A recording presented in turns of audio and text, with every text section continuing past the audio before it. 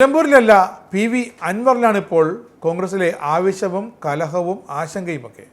അൻവറാണ് ഇപ്പോൾ Nilambur by election രാഷ്ട്രീയത്തിലെ താരം. ആര്യൻ ഷൗക്കത്തല്ല.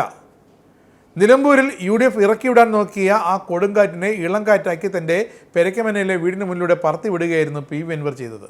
എന്നിട്ട് ആ വീട്ടിൽ നിന്ന് അൻവർ എല്ലാം നോക്കി കാണുകയാണ്. UDFൽ എന്ത് നടക്കുന്നു, ആരൊക്കെ തമ്മിലടിക്കുന്നു, ഇനി ആരൊക്കെ തമ്മിലടിപ്പിക്കാനുണ്ടെന്നൊക്കെ. ഇവിടെ കോൺഗ്രസിലോ അടിമുടി കലഹമാണ്, തമ്മിലടി രൂക്ഷമാണ്, പരസ്യമായ വാഗ്വാദങ്ങളാണ്, വെല്ലുവിളികളാണ്. ആരൊക്കെ തമ്മിൽ മുൻ KPCC അധ്യക്ഷനും വെറും MP ആയി മാറിയ K സുധാകരനും സാക്ഷാൽ പ്രതിപക്ഷ നേതാവ് VD സതീശൻ തമ്മിൽ.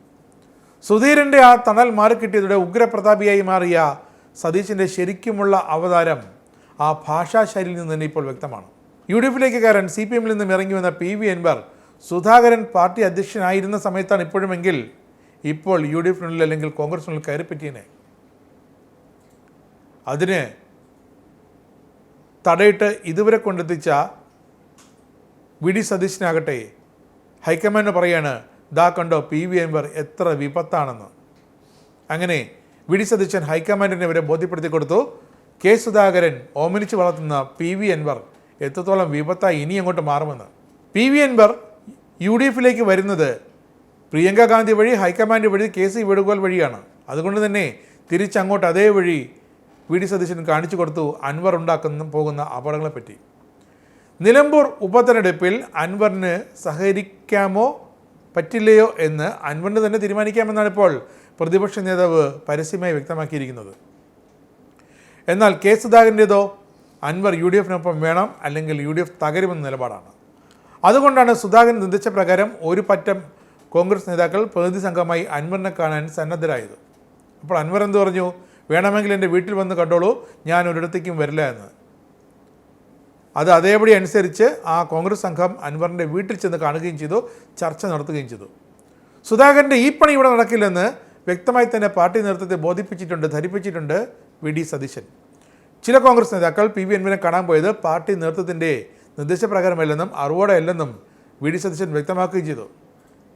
അൻവർ ഇനിയും UDF സ്ഥാനാർത്ഥിയെ അധിക്ഷേപിക്കുന്ന തുടർന്നാൽ അൻവറിനെതിരെ UDF പ്രവേശനം നിഷേധിച്ചുകൊണ്ട് നടപടിയെടുക്കേണ്ടി വരും. സുധാകരൻ മുൻ KPCC അധ്യക്ഷൻ മാത്രമാണ്. AICC പ്രവർത്തക സമിതി അംഗം മാത്രമായ K സുധാകരന് എങ്ങനെ കേരളത്തിലെ ഈ വിഷയത്തിൽ ഇടപെടാനാകുമെന്ന് വരെ സതീശൻ ചോദിച്ചു. ഇങ്ങനെ പോയാൽ സുധാകരനെതിരെയും നടപടിയെടുക്കേണ്ടി വരുമെന്ന സൂചനയും സതീശൻ നേതൃത്വത്തോടെ ഭീഷണിയുടെ സ്വരത്തിൽ പറഞ്ഞിട്ടുണ്ട്. ഒന്നുമില്ലാതെ കോൺഗ്രസിൽ നിൽക്കുന്നതിനേക്കാൾ ഭേദം പാർട്ടിക്ക് പുറത്തു പോകുന്നതാണെന്ന് സുധാകരൻ അടുത്ത നേതാക്കളും സൂചിപ്പിക്കുന്നുണ്ട്. അങ്ങനെ വന്നാൽ ഈ കേസ് സുധാകരൻ ഏറ്റെടുക്കാൻ PV അൻവറും കേരളത്തിലെ തൃണമൂൽ കോൺഗ്രസും തയ്യാറാണ്. അവർക്ക് കോൺഗ്രസിനെ വാതോരാതെ എതിർക്കാൻ ഒരാളെ വേണം. സുധാകരൻ തക്ക കാൻഡിഡേറ്റാണ്. തക്കം കിട്ടിയാൽ പിണറായി വിജയനും CPMനെയും രണ്ട് കുത്തും.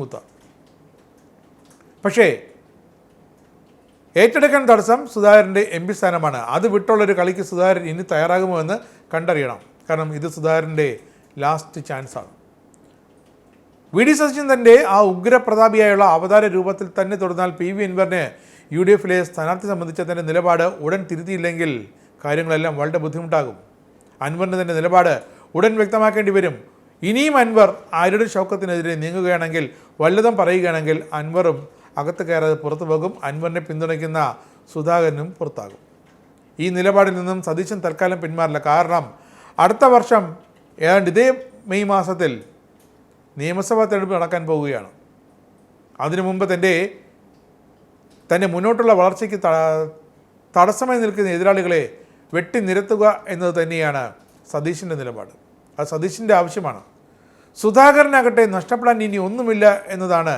അതുകൊണ്ട് തന്നെ പോകുന്നെങ്കിൽ പോകട്ടെ, ഏത് തൃണമൂലിലേക്കും പോകട്ടെ എന്ന നിലപാടിൽ സതീശനും കൂട്ടരും ഉറച്ചു നിൽക്കുന്നതും. എന്തായാലും നിലമ്പൂർ ബൈ ഇലക്ഷനിലെ UDFിൻ്റെ ഭാവി, ഗതി, ഒഴുക്ക് എല്ലാം ഇനി തീരുമാനിക്കാൻ പോകുന്നത് 2-3 ദിവസങ്ങൾക്കകം PV അൻവർ തന്നെയാണ്. അതൊന്ന് കലകിത്തെളിഞ്ഞാൽ മാത്രമേ CPM സ്ഥാനത്ത് രംഗപ്രവേശവും പിന്നീട് അങ്ങോട്ടുള്ള യഥാർത്ഥ ബൈ ഇലക്ഷൻ രാഷ്ട്രീയ പ്രചരണ തന്ത്രങ്ങളുമൊക്കെ നമുക്ക് വീക്ഷിക്കാനുമാകും.